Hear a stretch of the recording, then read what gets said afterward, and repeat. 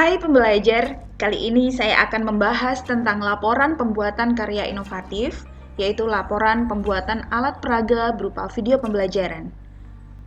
Penjelasan video laporan karya inovatif beberapa menit ke depan terdiri dari pengembangan keprofesian berkelanjutan, pembahasan buku 4 PKB tentang karya inovatif, alat pelajaran atau alat peraga, format laporan, sekaligus teknis pembuatan dan pengetikan, serta contoh laporan alat peraga video pembelajaran. Laporan karya inovatif ini merupakan dokumen yang dibuat setelah melakukan suatu kegiatan, yaitu pembuatan dan penggunaan karya inovatif sebagai salah satu kegiatan pengembangan keprofesian berkelanjutan. Pengembangan keprofesian berkelanjutan adalah pengembangan kompetensi guru yang dilaksanakan sesuai dengan kebutuhan, biasanya ini bertahap dan berkelanjutan untuk meningkatkan profesionalisme guru. Harapannya, dengan adanya karya inovatif ini, para guru mampu meningkatkan pengetahuan, keterampilan, dan pemahaman peserta didik.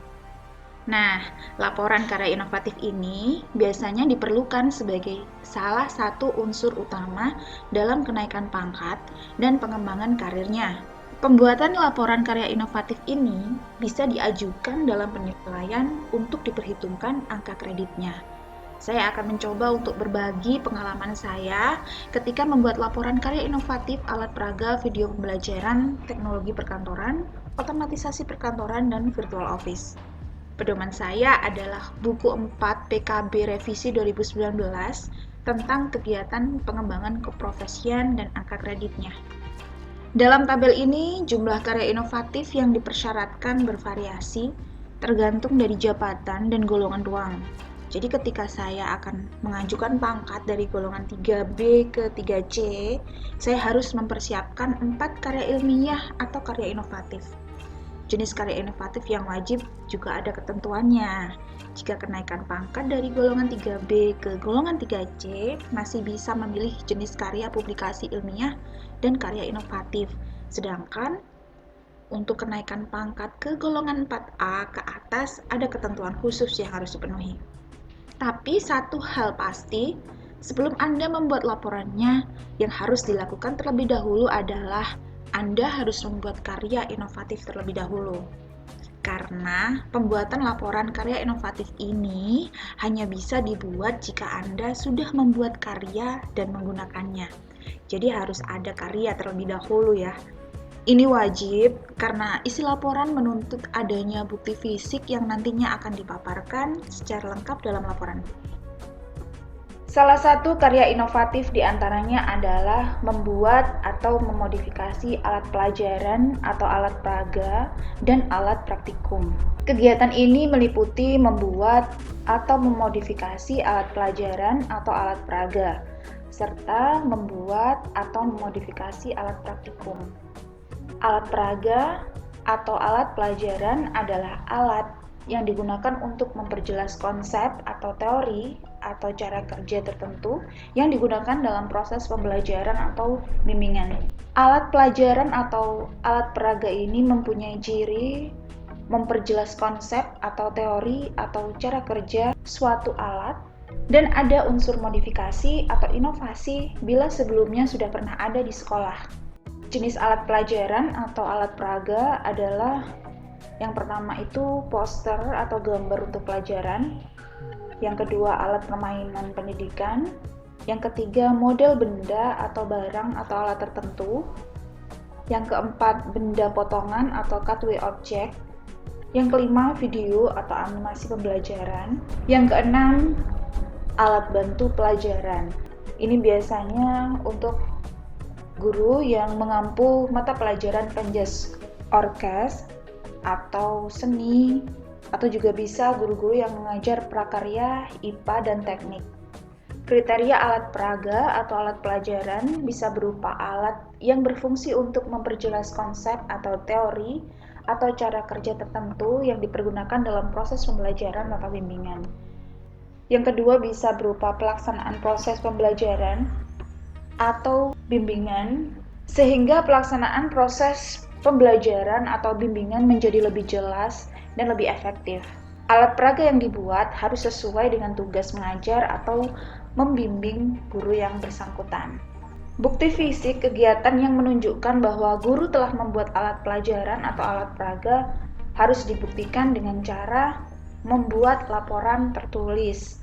Laporan tertulis ini adalah laporan tentang cara pembuatan dan penggunaan alat pelajaran atau alat peraga yang dilengkapi dengan gambar atau foto jika alat peraga tidak memungkinkan untuk dikirim.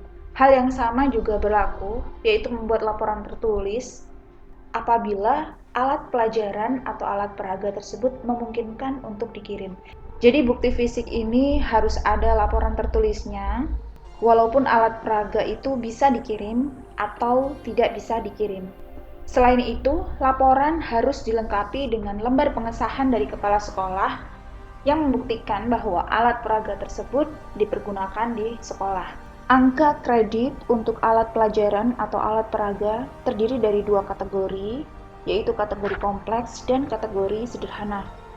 Untuk setiap kategori kompleks, angka kredit yang didapat adalah 2, sedangkan untuk kategori sederhana mendapatkan angka kredit 1.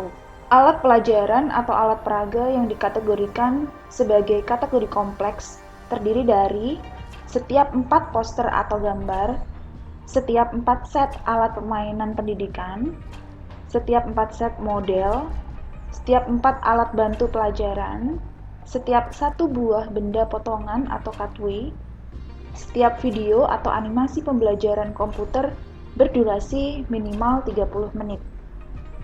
Sedangkan alat pelajaran atau alat peraga yang dikategorikan sebagai kategori sederhana terdiri dari setiap 2 poster atau gambar, setiap 2 set alat permainan pendidikan, setiap 2 set model, setiap 2 alat bantu pelajaran, dan setiap video atau animasi pembelajaran komputer berdurasi minimal 15 menit. Nah, di sini terlihat bahwa perbedaan terdapat pada jumlah karya inovatif dan pada durasi jika karya inovatif berupa video atau animasi pembelajaran. Format pembuatan alat pelajaran dan alat peraga dalam buku 4 terdapat pada lampiran 13 dan lampiran 14. Apabila disandingkan, tidak ada perbedaan mencolok dari keduanya. Terdiri dari 12 bagian, mulai dari halaman judul, sampai pada dampak peningkatan terhadap kualitas dalam proses pembelajaran dan hasil belajar peserta didik. Kalau menurut pemahaman saya, setelah membaca buku 4, format ini merupakan syarat minimal yang harus kita lengkapi dalam pembuatan laporan. Hal-hal lain jika bisa memperkuat isi laporan, bisa ditambahkan misalnya seperti lembar validasi, lampiran-lampiran yang mendukung penyajian laporan, sehingga informasi yang akan kita tunjukkan kepada siapapun yang membaca laporan bisa lebih lengkap dan detail. Saya akan mencoba mempraktekkan pembuatan laporan agar bisa terorganisasi dengan baik. Saya harap Anda tidak skip video ini agar setiap teknik pembuatannya bisa benar-benar bisa dipraktekkan dengan baik. Sehingga laporan yang Anda kerjakan bisa dikerjakan dengan cepat, lengkap, dengan tampilan yang lebih rapi. Terlebih dahulu, saya akan membuat format dalam Microsoft Word yang mengacu pada format aturan pembuatan alat pelajaran atau alat peraga yang terdapat dalam buku 4. Di sini Anda bebas untuk membagi format dalam beberapa bab, dan di sini saya akan membagi format menjadi 3 bagian bab. Bagian awal adalah cover sampai daftar gambar, kemudian diikuti dengan bab 1, bab 2, dan bab 3 sebagai penutup. Ada beberapa langkah yang akan kita lakukan untuk membuat laporan ini.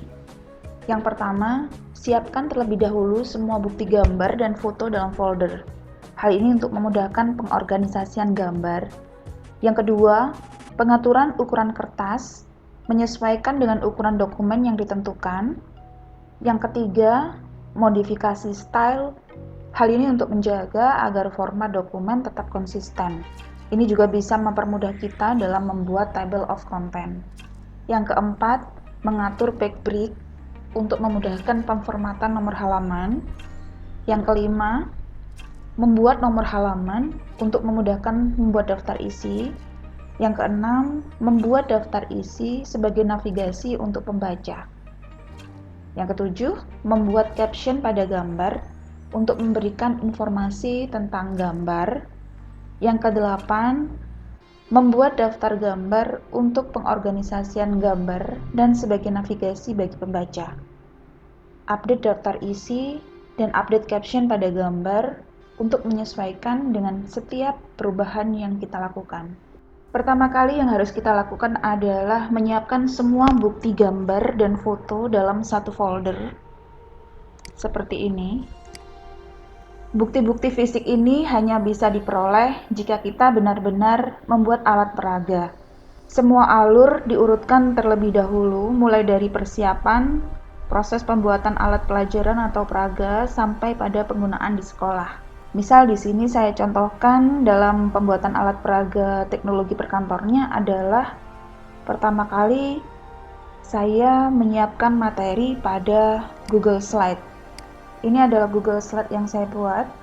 Kemudian saya tag video pembelajaran dengan menggunakan Facetune seperti ini. Lalu dilanjutkan editing video menggunakan Wondershare Filmora. Proses selanjutnya adalah uploading video menggunakan YouTube Studio. Kemudian tampilan video pembelajaran dalam YouTube juga kita persiapkan seperti ini. Serta penggunaannya ke siswa dengan menggunakan Google Classroom. Di sini saya menggunakan pada 2 kelas. Jadi saya siapkan kelasnya di 10 OTKP 1 dan 10 OTKP 2. Jadi mulai awal kita posting sampai pada proses penilaian. Kita tunjukkan semuanya dalam laporan. Jadi prosesnya cukup panjang dan bukti inilah yang akan kita paparkan secara detail dalam laporan. Cara mengambil gambar itu mudah. Tinggal kita buka snipping tool pada Windows. Lalu new, kemudian kita ambil gambar yang kita inginkan seperti ini. Jadi misalnya di sini saya akan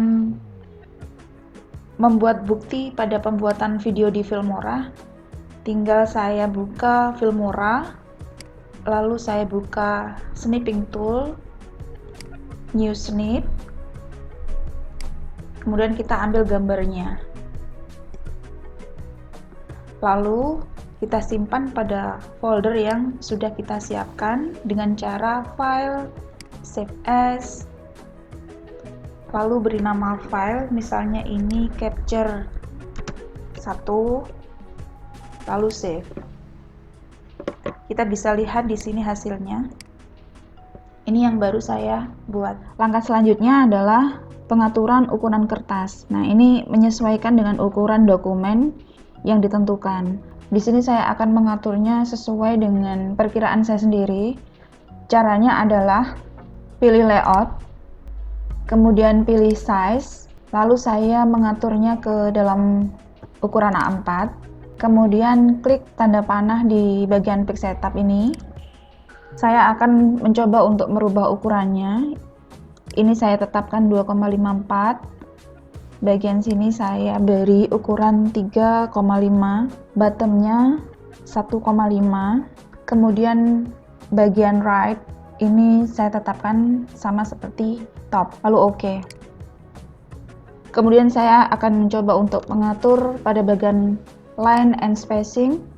Di sini saya atur ke ukuran 1,5. Kemudian saya remove space after paragraph. Kemudian kita lanjutkan untuk memodifikasi style Microsoft Word. Hal ini untuk menjaga agar format dokumen tetap konsisten. Sebaiknya kita memaksimalkan menu style dengan cara memodifikasi style sesuai dengan kebutuhan. Menu style ada pada tab home. Pada bagian sini, ini adalah menu style. Saya mencoba di sini untuk memodifikasikan heading. Di sini saya akan mencoba untuk memodifikasi pada bagian heading 1 dan heading 2. Caranya adalah klik heading 1, kemudian klik kanan, lalu modify. Kita akan memodifikasi pada bagian formatting. Di sini saya misalnya menggunakan Cambria. Untuk heading 1 saya beri ukuran 14. Kemudian warnanya atau font colornya saya setting automatic. Kemudian tulisannya saya tebalkan. Pada bagian ini saya tengahkan. Jadi seperti ini. Kemudian pada bagian heading 2, ini juga saya modifikasi. Caranya adalah klik kanan, lalu klik modify. Kemudian pada tab formatting, kita atur untuk merubah hurufnya. Ini misalnya saya pilih Cambria, lalu ukurannya saya buat 12. Tulisannya saya tebalkan. Kemudian pada bagian ini saya beri automatic. Kemudian pada bagian ini tetap rata kiri. Lalu pada bagian space-nya saya gunakan yang agak renggang. Lalu oke. Kemudian baru kita aplikasikan pada format laporan. Pada bagian cover, lembar pengesahan, lembar validasi, lembar pernyataan, kata pengantar, daftar isi, daftar gambar atau foto, kemudian bab 1 pendahuluan, bab 2, dan penutup ini saya kelompokkan menjadi heading 1. Caranya kita blok saja semuanya. Kemudian tekan Ctrl, kita seleksi yang bab 2, lalu seleksi bab 3. Kemudian klik heading 1. Saya akan mengatur sisanya. Di sini latar belakang tujuan dan manfaat, kemudian bagian dari bab 2 juga, dengan cara seleksi pada bagian latar belakang tujuan dan manfaat, kita blok, lalu tekan Ctrl, kemudian seleksi rancangan desain sampai dampak peningkatan terhadap kualitas proses hasil belajar peserta didik. Nah, kemudian klik heading 2. Jangan lupa kita atur juga format numberingnya dengan cara klik numbering, kemudian pilih format yang ABC. Lalu kita luruskan pada bagian samping kiri dengan cara tekan Ctrl Shift M. Jadi saya ulangi dengan cara Ctrl Shift M. Proses selanjutnya adalah kita akan memisah-misahkan bagian ini dengan menggunakan page break. Kemudian saya akan mencoba untuk memisah-misahkan semua bagian ini berada pada kertas yang berbeda. Caranya adalah kita pisahkan dengan menggunakan page break. Letakkan kursor pada lembar pengesahan, kemudian klik break, lalu next page. Kemudian letakkan pada lembar validasi, pilih break, kemudian next page. Ini juga sama. Next page. Next page. Next page.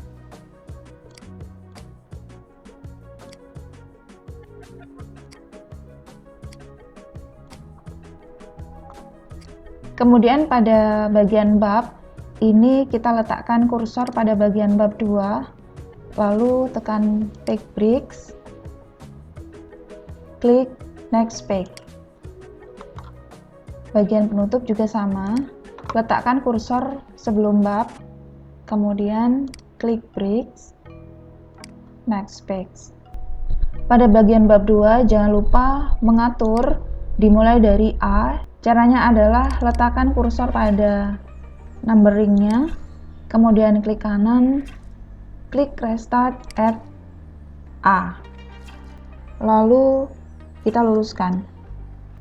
Dengan begitu kita bisa lihat bahwa kita sudah mempunyai format laporan. Jadi ini template-nya ya. Nanti tinggal mengisikan pada bagian-bagian yang sudah disediakan.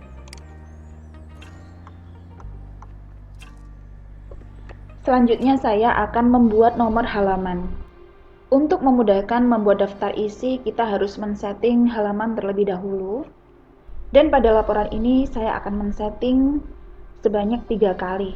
Karena ada 3 format nomor yang berbeda, yaitu pada bagian cover, kemudian pada bagian lembar pengesahan, dan pada bagian bab. Saya mulai dengan setting pada bagian cover.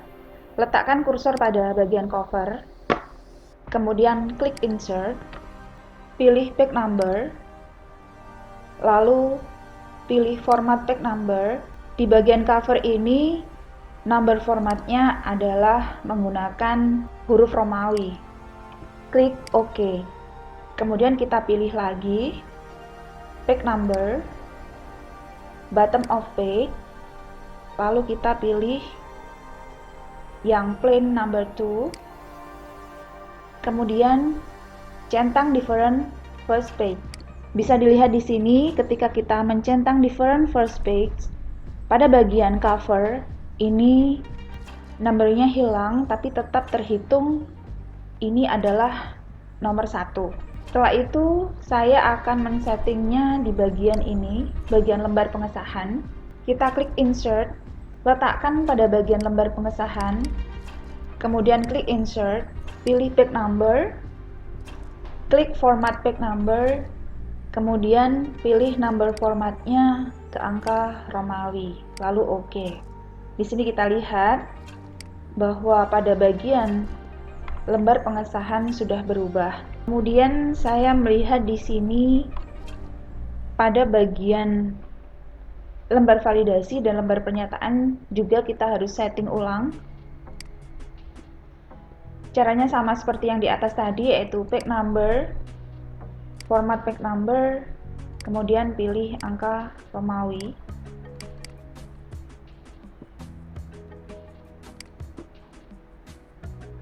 Halaman 4 juga kita setting ulang.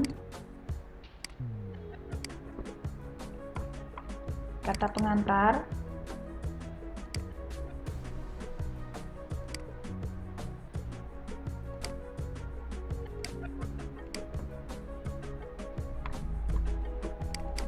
Daftar isi.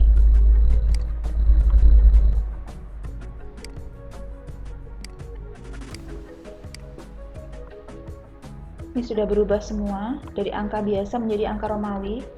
Kemudian yang terakhir pada daftar gambar atau daftar foto. Format page numbernya dirubah menjadi angka Romawi, lalu OK.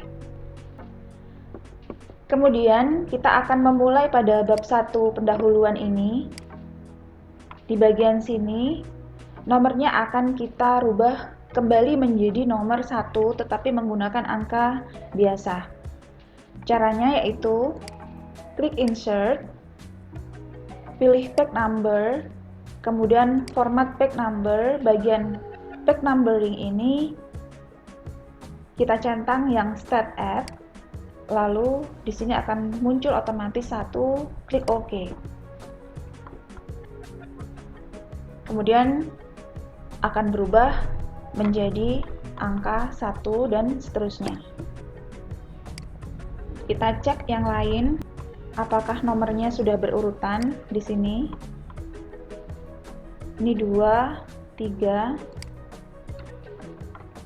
sudah berurutan semuanya.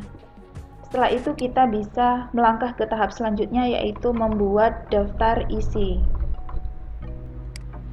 Letakkan kursor setelah daftar isi, kemudian enter. Pastikan ini justify. Kemudian kita akan membuat daftar isi. Karena kita sudah membuat laporan ini dengan menggunakan style, maka lebih mudah dalam membuat daftar isi. Nanti akan otomatis ketika kita sudah men-settingnya. Caranya, klik reference, kemudian klik table of content, kemudian Anda bisa memilih stylenya.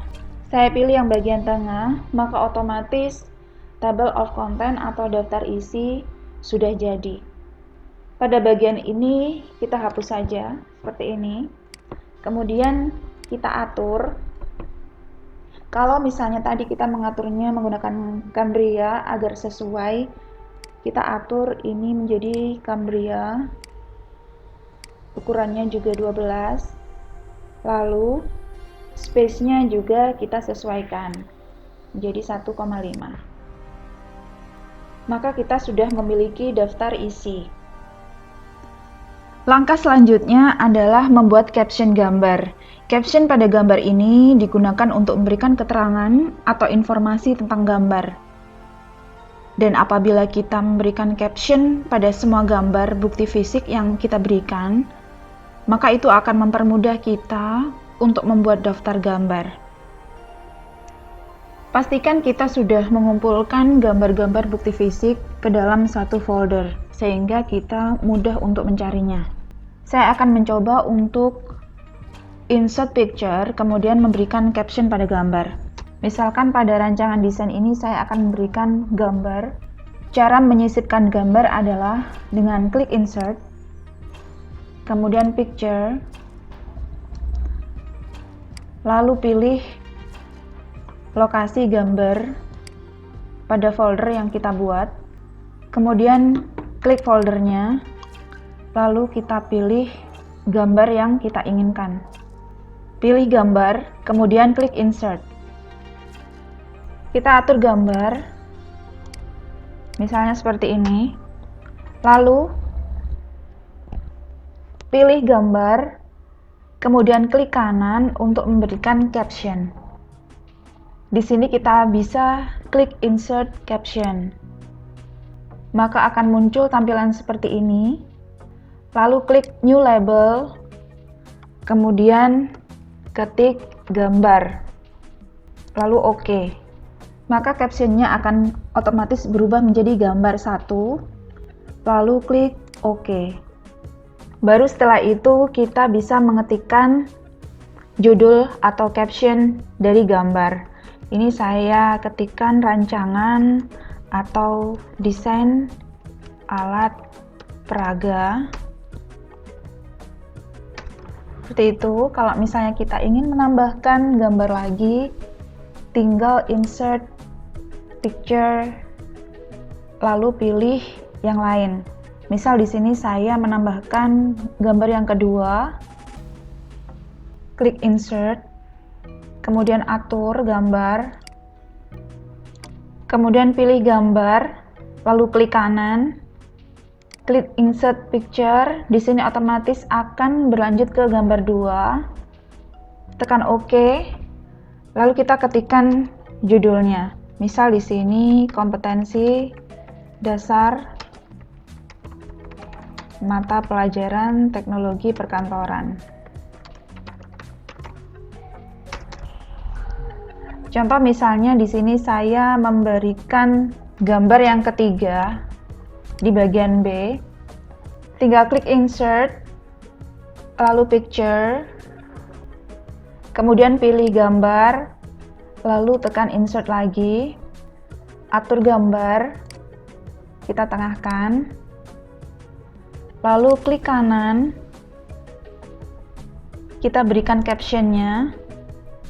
Muncul gambar 3 seperti ini, lalu OK. Kemudian kita tuliskan judulnya.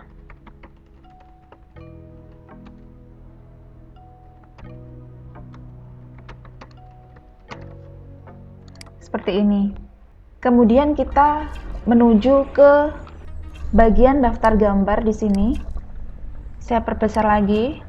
Pada daftar gambar atau foto ini, saya akan membuat daftar gambar secara otomatis. Setelah kita insert picture, kemudian kita memberikan caption pada masing-masing picture atau gambar, kita akan lebih mudah untuk membuat daftar gambar.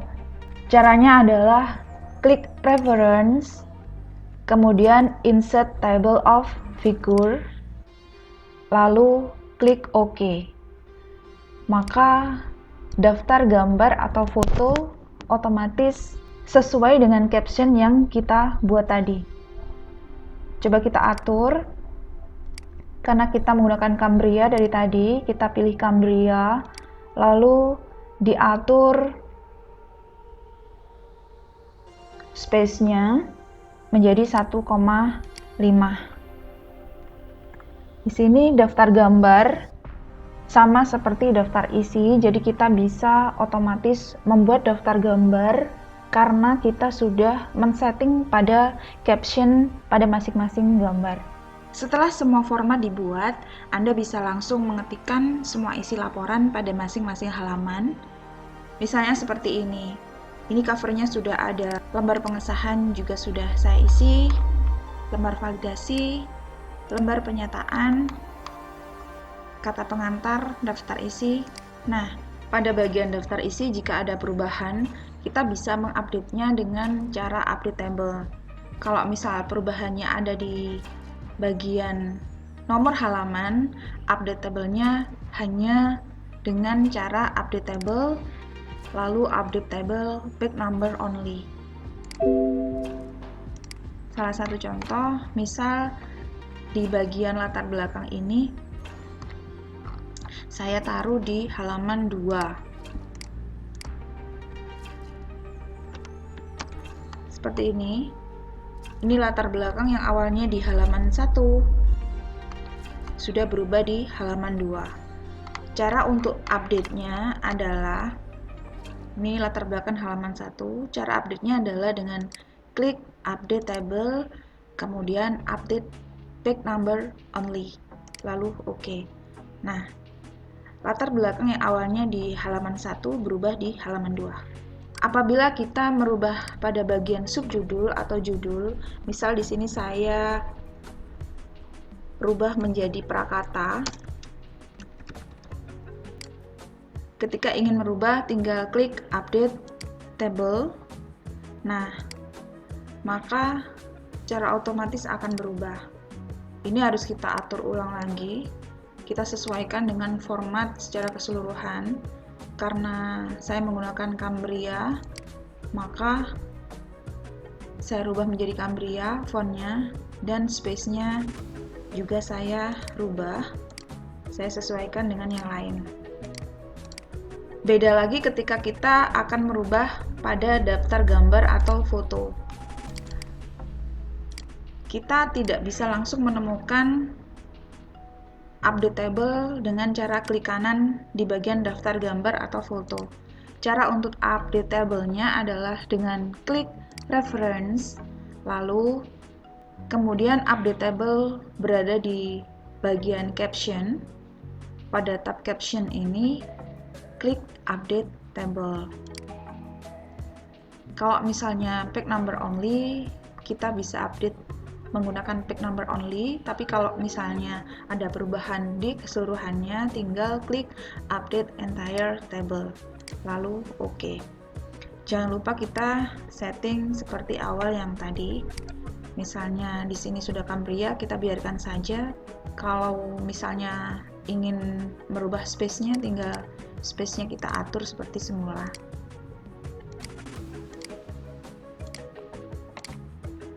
Seperti ini.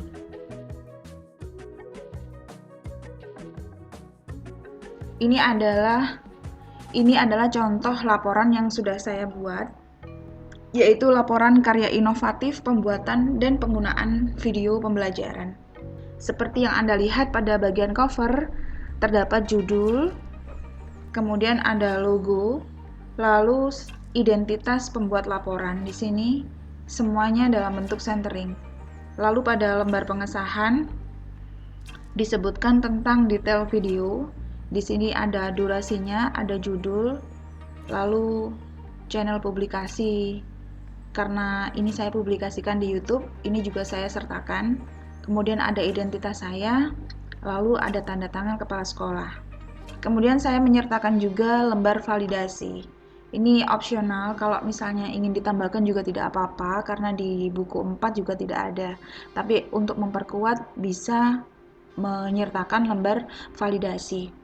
Lembar validasi ini yang menandatangani adalah ketua MGMP atau orang-orang yang bisa memvalidasi, misalnya koordinator PKB kita, atau pihak lain yang bisa memvalidasi sekaitan dengan karya inovatif kita. Lalu selanjutnya adalah lembar pernyataan. Pada lembar pernyataan ini berisi pernyataan penulis dan terdapat tanda tangan. Ini terdapat tanda tangan penulis dan diketahui oleh kepala sekolah. Lalu pada bagian kata pengantar. Kata pengantar paling tidak terdapat 3 paragraf. Paragraf pertama, penjelasan tentang penggunaan video pembelajaran. Paragraf yang kedua, di sini saya menjelaskan tentang video pembelajaran. Pada paragraf yang ketiga ini, saya menyertakan keterbukaan menerima kritik dan saran, serta ucapan terima kasih. Pada bagian daftar isi, sudah dijelaskan di awal cara membuatnya secara otomatis. Jangan lupa update datanya setiap kali ada pembaharuan, baik dari perubahan halaman maupun perubahan judul dan subjudul. Hal yang sama juga berlaku pada daftar gambar. Perlakuannya sama dengan daftar isi. Jika ada update data, maka harus diupdate datanya sesuai dengan penjelasan di awal. Pada pendahuluan dituliskan latar belakang. Latar belakang ini latar belakang kenapa dibuat karya inovatif, disertai dengan tujuan pembuatannya, kemudian manfaatnya. Pada bab 2 ini berisi proses pembuatan dan penggunaan. Siapkan data gambar dan narasi untuk menjelaskan secara detail tahap demi tahap pembuatannya, mulai dari pencetusan ide, persiapan alat dan bahan, proses pembuatan sampai pada penggunaannya. Di sini terlihat rancangan atau desain. Rancangan atau desain bisa dibuat dengan menggunakan fitur bagan alir pada Smart Chat di MS Word. Kemudian di sini ada prosedur atau pembuatan alat pelajaran. Saya mengawalinya dengan tahapan praproduksi, ada pembuatan ide, penulisan konsep dengan menggunakan Google Slide, lalu tahapan produksinya. Di sini saya berbicara tentang alat dan bahan yang digunakan. Saya menggunakan aplikasi Facetune atau aplikasi screen recorder. Di sini juga aplikasi Filmora 9 untuk editing. Proses pengambilan videonya juga dijelaskan di bagian ini dengan memberikan gambar-gambar. Kita tunjukkan semuanya di sini. Kemudian pada tahapan pasca produksinya, bagaimana cara editing video. Di sini saya jelaskan langkah-langkahnya disertai bukti bahwa ini merupakan karya yang benar-benar saya buat sendiri. Proses upload video di YouTube juga saya jelaskan secara detail beserta dengan gambarnya. Lalu cara penggunaan alat peraga video pembelajaran di sekolah ini saya berikan keterangan seperti ini. Ada judul video, ada durasi video, dan sekolah mana saya menggunakan video pembelajaran ini, pada mata pelajaran apa, di semester berapa, dan pada kelas apa. Saya memberikan pada kelas 10 otomatisasi tata kelola perkantoran 1 dan 2. Ini adalah kelas-kelas yang ada di Google Classroom. Kemudian pada akhir saya memberikan tampilan proses penilaian yang sudah saya lakukan di Google Classroom. Untuk bukti penggunaan bisa diperkuat dengan nilai siswa atau bisa juga ditunjukkan grafik tentang peningkatan hasil belajar peserta didik. Jadi semua yang kita lakukan itu kita jelaskan pada laporan. Kemudian pada bagian penutup, di sini berisi tentang narasi berupa kesimpulan dari laporan secara keseluruhan. Demikian penjelasan tentang pembuatan laporan karya inovatif. Semoga semakin banyak karya yang dihasilkan. Tetap semangat dan semoga sukses.